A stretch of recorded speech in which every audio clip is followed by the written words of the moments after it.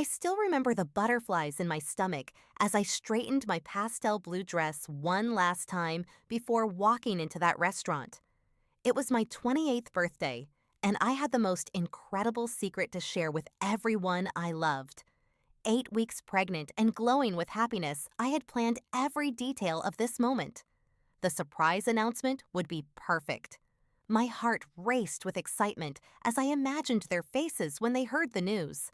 Little did I know that my fiancé Marcus had his own surprise, planned one that would shatter everything I believed about love and trust in the most humiliating way possible. Before I tell you what happened that night, let me know where you are watching from and hit that like button.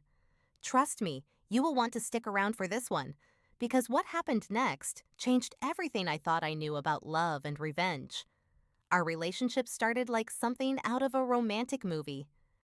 Marcus and I met 3 years ago at the marketing firm where we both worked in downtown Chicago. He was this charming account manager with piercing green eyes and a smile that could light up any room. I was just a graphic designer, quietly working on campaigns and dreaming of bigger things. When he first asked me out for coffee, I could hardly believe someone like him was interested in someone like me. Those early days were magical. Marcus would surprise me with my favorite vanilla lattes every morning, leave sweet notes on my desk, and remember every little detail about my day. He met my parents within 2 months and charmed them completely. My dad, who was usually skeptical of any guy I brought home, actually invited Marcus to watch football games on Sundays. My mom would constantly tell me how lucky I was to find such a thoughtful man. 6 months ago, Marcus proposed during a weekend trip to Napa Valley. He had planned everything perfectly down to having the photographer hidden behind the vineyard to capture the moment. The rain was exactly what I had dreamed of, a classic solitaire that sparkled in the California sunshine. I said yes through tears of joy, already envisioning our life together. We set the wedding date for October, just 8 months away. But looking back now, I can see the cracks that started appearing around the time of our engagement. Marcus began working late, more frequently claiming his boss was putting pressure on him to land bigger clients. He would come home exhausted and distracted, barely acknowledging the wedding planning spreadsheets I had spent hours organizing. When I would try to discuss venue options or catering menus, he would give me half-hearted responses or tell me to handle it myself. The most concerning change was how protective he became of his phone. Marcus used to leave it lying around carelessly, but suddenly he was taking it everywhere, even to the bathroom. He would turn it face down during dinner and get visibly uncomfortable if I happened to glance at it when notifications popped up. When I asked about it, he would brush off my concerns, saying work emails were confidential. 2 weeks before my birthday, I discovered I was pregnant. I had been feeling nauseous in the mornings and noticed I was more tired than usual. The positive test result filled me with overwhelming joy. This was the missing piece, the thing that would make our little family complete. I imagined Marcus's reaction, how he would pick me up and spin me around, maybe even tear up with happiness, like he did when I said yes to his proposal. I decided to keep the pregnancy a secret until my birthday party. It would be the perfect surprise surrounded by everyone we loved. I spent hours planning exactly how I would announce it. I ordered a special cake with tiny baby shoes as decoration and wrote a speech that I practiced in the mirror every morning. The timing felt absolutely perfect. For the party, I chose the Garden Restaurant in Lincoln Park, our favorite spot for special occasions. I invited 30 of our closest people, including my parents who drove in from Milwaukee, my college roommates, and several coworkers who had become genuine friends over the years. I even invited Marcus's brother and his wife from Ohio, knowing how much family meant to him. I bought a new dress specifically for the occasion, a flowing pastel yellow number that made me feel radiant. I had my hair done at the salon and splurged on professional makeup, wanting to look absolutely glowing for this momentous announcement. Marcus promised he had a special surprise for me too, something that would make this birthday unforgettable. I assumed he was talking about a push gift for the pregnancy maybe earrings to match my engagement ring. The excitement was building as the day approached. My best friend Jessica kept calling dying to know what my big announcement would be. I had hinted that I had something incredible to share, but managed to keep the secret. Even my mom seemed to suspect something, commenting on how particularly happy I looked lately. Everything was falling into place perfectly, or so I thought. The evening started exactly as I had dreamed. Guests began arriving at 7 p.m., and the restaurant buzzed with laughter and conversation. The private dining room looked beautiful with the string lights I had requested and the bouquets of white roses on each table. My parents were beaming with pride, telling everyone who would listen about my recent promotion at work and how happy they were about the upcoming wedding. Jessica arrived with a gorgeous necklace as a gift and immediately pulled me aside to ask about my mysterious announcement. "You look absolutely radiant tonight, Danielle. I have never seen you glow like this," she whispered, trying to get me to spill the secret. I just smiled mysteriously and told her she would have to wait like everyone else. My coworkers from the marketing firm clustered around one table, sharing office gossip and complimenting my dress. Sarah from accounting mentioned how lucky I was to have found someone as devoted as Marcus. "He talks about you constantly at work," she said. "Just last week he was showing everyone photos from your vacation to Michigan." I felt a warm glow of happiness thinking about how our baby would grow up, knowing how much their parents loved each other. But as 8 o'clock came and went, Marcus still had not arrived. I kept checking my phone, sending him texts, asking where he was. He finally responded at 8:15 with a brief message saying traffic was terrible and he would be there soon. I tried not to let worry creep in, focusing instead on entertaining our guests and making sure everyone felt welcome. When Marcus finally walked through the restaurant doors at 8:30, something felt off immediately. His usually perfect hair was disheveled, and his face wore an expression I had never seen before. Instead of the warm smile he typically wore at social gatherings, he looked serious, almost grim. He gave me a quick kiss on the cheek that felt cold and mechanical, nothing like the affectionate greetings I was used to. "Sorry I am late," he mumbled, not offering any real explanation for his tardiness. He shook hands with my dad and gave my mom a brief hug, but the usual charm that made everyone love him was completely absent. Several people commented quietly that he seemed tired or stressed. I convinced myself he was probably nervous about whatever surprise he had planned for me. We had dinner, and I forced myself to enjoy the conversation and laughter around me. The salmon was perfectly prepared, and the wine was flowing freely among the guests who were not pregnant. I stuck to sparkling water, making jokes about being the designated driver. Little did anyone know I was protecting the tiny life growing inside me. After the main course was cleared away, I began to feel those familiar butterflies of excitement. It was almost time for my announcement. I had planned to speak right before dessert was served, when everyone would be relaxed and happy from the meal. I was mentally rehearsing my speech when Marcus suddenly stood up his chair, scraping loudly against the floor. "I have something for the birthday girl," he announced, his voice carrying a strange edge that made several people look up with curious expressions. The room quieted as all attention focused on him. He reached into his jacket pocket and pulled out an elegant gift box wrapped in silver paper with a pristine white bow. My heart skipped with excitement. This was at the moment before my own big reveal. Maybe he had somehow found out about the pregnancy, and this was his way of acknowledging it. I thought perhaps the box contained baby earrings, or a locket, where we could eventually put a photo of our child. The timing seemed too perfect to be coincidental. "Go ahead, open it," Marcus said, his voice flat and emotionless. Something in his tone sent a chill down my spine, but I pushed the feeling away. Everyone was watching expectantly, phones out to capture what they assumed would be a romantic moment. Jessica was practically vibrating with excitement in her seat. With trembling fingers, I untied the bow and lifted the lid. Inside, nestled in white tissue paper, was a folded piece of paper. Not jewelry, not a romantic gift, just a simple sheet of notebook paper. Confusion washed over me as I unfolded it, and then the words hit me like a physical blow. I am leaving you. You are useless and deserve better.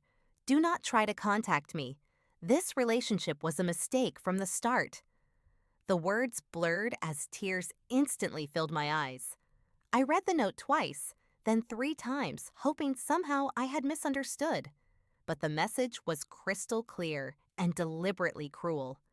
My hands began to shake uncontrollably as the reality of what was happening sank in. I have moved out, Marcus added coldly, his voice carrying none of the warmth I had known for 3 years. My stuff is already gone. The apartment is yours. The silence in the room was deafening. 30 people sat frozen, unsure if this was some kind of twisted joke or if they were witnessing the most humiliating breakup in history. A few nervous giggles escaped from someone in the back, quickly stifled when they realized the gravity of the situation. Jessica grabbed the note from my trembling hands, her face turning pale as she read the words. My mother gasped audibly from across the room, and my father started to rise from his chair, his face darkening with anger. Marcus turned on his heel and walked toward the exit without another word, leaving behind a room full of shocked guests and his devastated former fiancé. But instead of collapsing into tears, like everyone expected, something strange happened. A calm determination settled over me like armor. I would not give him the satisfaction of seeing me break down in front of everyone we knew. I would not let him humiliate me any further than he already had. I stood up, slowly smoothed my dress, and forced my brightest smile. Well, that was unexpected, I announced to the room, my voice surprisingly steady. But life goes on, right? Let us have some cake and make this a celebration anyway. The next morning brought a cruel awakening to my new reality. I woke up in our empty apartment, still wearing my birthday dress from the night before. True to his word, Marcus had taken all his belongings. The closet that had held his suits was empty. The bathroom counter cleared of his cologne and shaving cream. Even the coffee maker we had bought together was gone, leaving only clean spots on the kitchen counter where his things used to be. But the real knife to my heart came when I checked social media and saw the photos. Marcus had posted pictures of himself with Ashley, the 24-year-old junior colleague I barely knew from the office. They were at a romantic restaurant, her hand displaying a ring that looked suspiciously similar to the one he had given me. The caption read, "Starting our new adventure together," with a heart emoji and the date stamp showing it was posted during my birthday party. My phone buzzed with a text from Jessica. "Danielle, I am so sorry. I did some digging last night and found out Marcus and Ashley have been together for months. Everyone at the office knew except you. I'm coming over with coffee and bagels." The betrayal cut deeper than I thought possible. Not only had Marcus been cheating on me, but our entire social circle had known about it. The late nights, the secretive phone calls, the distance between us, it all made perfect sense now. While I was planning our wedding and dreaming of our future children, he was building a new life with someone else. When Jessica arrived an hour later, she filled in the devastating details. The affair had been going on for 6 months, starting right around the time of our engagement. Ashley was pregnant too, due just 2 weeks before me. Marcus had been living a double life, promising futures to 2 different women while committing to neither. The worst part, Jessica said, her voice filled with anger, is that he used the company credit card to pay for dates with Ashley. I heard Sarah from accounting talking about it yesterday. He has been stealing from the company to fund his affair.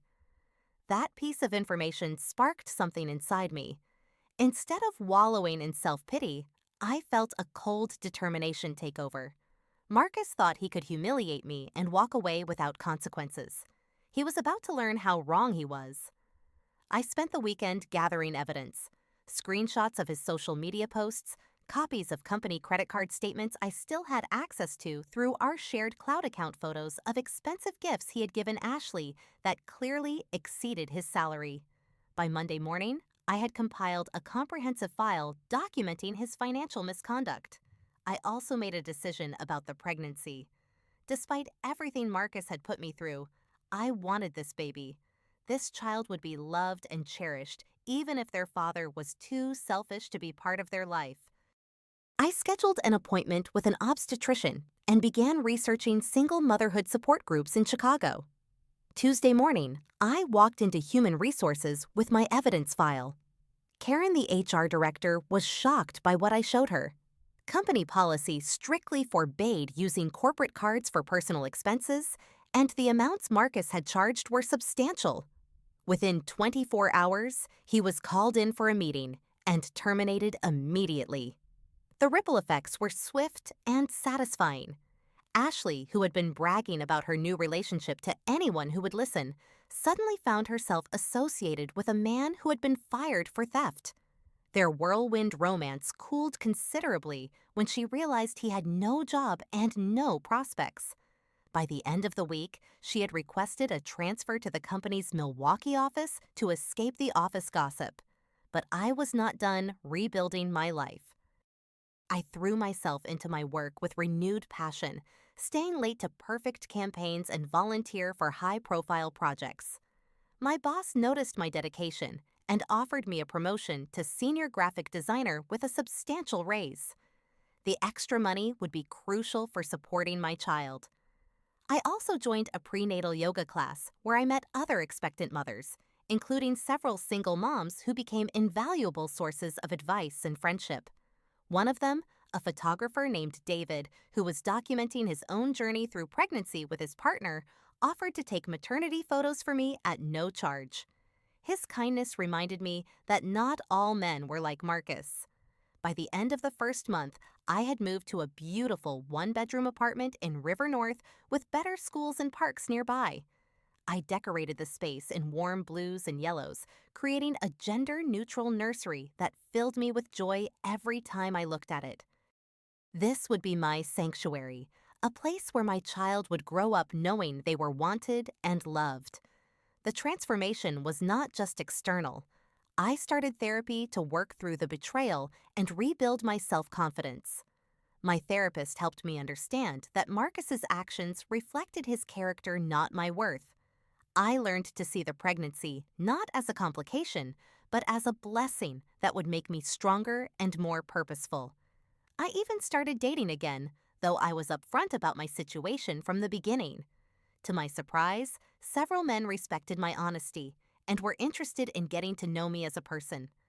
I was not looking for a father for my baby, but I was open to finding someone who could appreciate the full life I was building. 3 months after my birthday disaster, I was thriving in ways I never could have imagined. My career was advancing. My friendships had deepened, and I felt a sense of independence and strength that had been missing during my relationship with Marcus. I was creating the life I truly wanted, not the one someone else had planned for me. The transformation in my life over those 2 months was nothing short of remarkable. Every morning, I woke up in my new apartment with a sense of purpose and excitement about the future. The baby was developing beautifully, according to my doctor, and I had never felt more confident in my decision to raise this child on my own. My career had taken off in ways I never expected.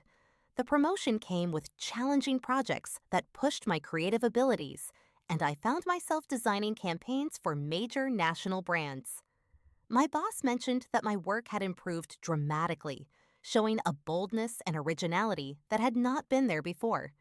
It was as if losing Marcus had freed me to become the person I was always meant to be. The Single Mother Support Group became my second family. These incredible women taught me practical skills like budgeting for childcare and managing work-life balance. But more importantly, they showed me that single parenthood could be empowering rather than limiting. Many of them had thrived after leaving relationships that were holding them back. David, the photographer from prenatal class, had become a genuine friend.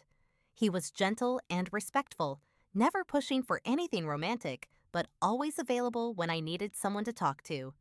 When I mentioned feeling nervous about the upcoming ultrasound where I would learn the baby's gender, he offered to come along for support.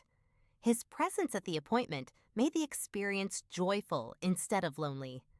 I was also reconnecting with old friendships that had faded during my relationship with Marcus. College friends reached out after hearing about the breakup through social media, and I realized how much I had isolated myself trying to be the perfect girlfriend. These women reminded me of who I used to be before I started changing myself to fit someone else's expectations. The apartment had become my creative sanctuary. I had set up a small studio space where I worked on personal art projects in the evenings.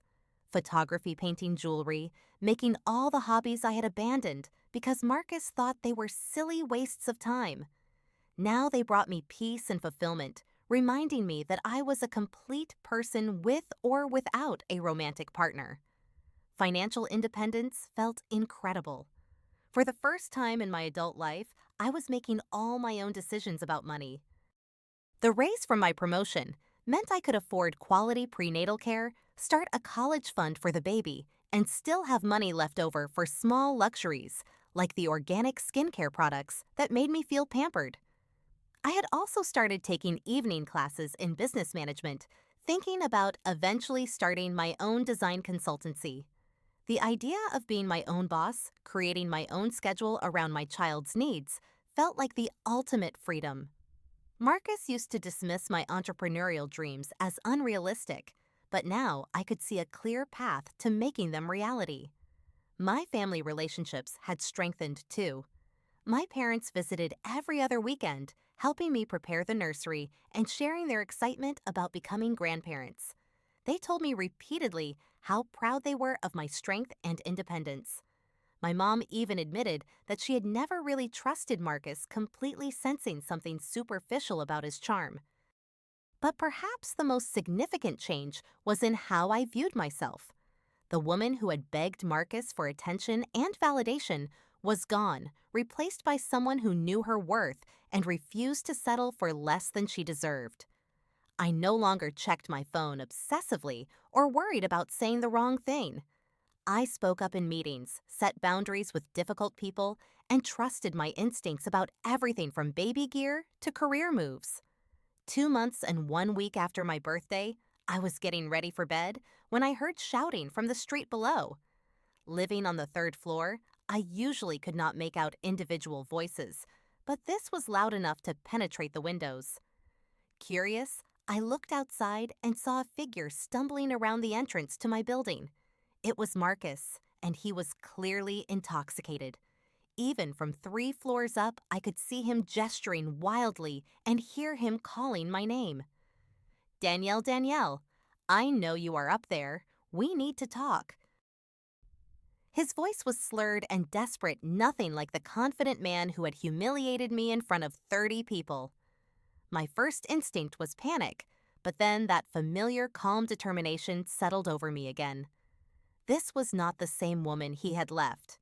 I was not going to run downstairs and rescue him from his poor choices. Instead, I calmly picked up my phone and dialed 911. I need to report a drunk and disorderly person outside my building. I told the dispatcher, giving my address. He is my ex-fiancé, and I do not feel safe with him here.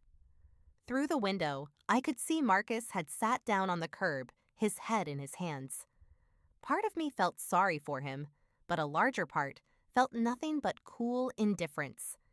This was the man who had chosen to destroy our relationship in the cruelest way possible. Whatever consequences he was facing now were entirely of his own making. When the police arrived 10 minutes later, I watched from my window as they approached Marcus. I could not hear the conversation, but I saw him try to explain himself, gesturing toward my building. One of the officers helped him to his feet and guided him away from the property. A few minutes later, my phone rang. "Is this Danielle Morrison?" the officer asked. "We have removed the individual from your property. Do you want to press charges for harassment?" I thought about it for a moment. Part of me wanted to make him face legal consequences for showing up drunk at my home, but another part of me just wanted him completely out of my life. Not this time, I said finally, but please make a report in case this happens again. After I hung up, I realized I felt nothing but relief. The man who had once had the power to make me question everything about myself was now just a sad stranger making poor choices on a sidewalk. I had moved so far beyond him emotionally that his presence barely registered as a disruption to my evening. That night, I fell asleep easily, one hand resting on my growing belly where my baby was safe and loved. Tomorrow, I had a doctor's appointment where I would find out if I was having a son or daughter. Next week, I had a presentation to the biggest client our company had ever landed. Next month, I would start touring potential daycares near my office. My life was full of purpose and possibility, built on a foundation of my own strength rather than someone else's approval. Marcus could keep his drama and chaos. I had chosen peace growth and authentic happiness. And for the first time in years, I was exactly where I belonged. The months that followed that night brought a clarity I had never experienced before. Watching Marcus stumble away in the back of that police car had been the final chapter of a story I was ready to close. But the most important realization came the next morning when I woke up feeling completely at peace with my decision to let him go without anger or revenge. My daughter was born on a crisp October morning, exactly when Marcus and I would have been walking down the aisle. Instead, I was holding the most beautiful baby I had ever seen, surrounded by my parents, Jessica and David, who had become such an important part of our chosen family. Little Emma came into the world healthy and perfect, with dark hair like mine and eyes that seemed to take in everything with curious intelligence. The single motherhood I had feared turned out to be the most empowering experience of my life. Every decision about Emma's care, from the pediatrician we chose to the lullabies I sang her to sleep, was mine to make. There were no arguments about parenting styles or compromises that left me feeling unheard. I was building exactly the kind of nurturing environment I wanted for my child. My business classes paid off sooner than expected. 6 months after Emma's birth, I launched Morrison Creative Design from my home office. My former employer became my first major client, and word spread quickly about my innovative approach to marketing campaigns. Within a year, I had a waiting list of companies wanting to work with me and the freedom to choose projects that aligned with my values. David and I grew closer as friends and eventually as something more. He never tried to replace Marcus or position himself as Emma's father figure. Instead, he appreciated us as we were and added joy to our lives without demanding we change to accommodate him. When Emma took her first steps, all three of us were there to cheer her on, creating new traditions based on love rather than obligation.